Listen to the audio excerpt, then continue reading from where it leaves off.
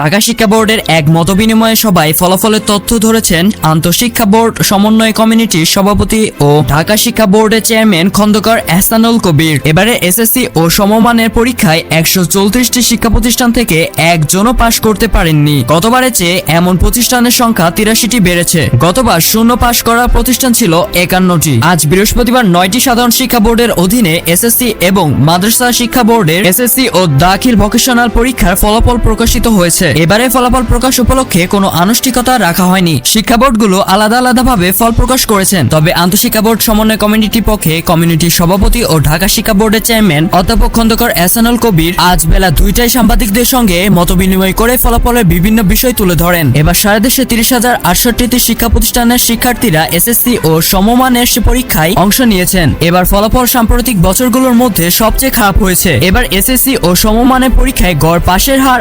68.45%, যা গতবার ছিল 83.04%।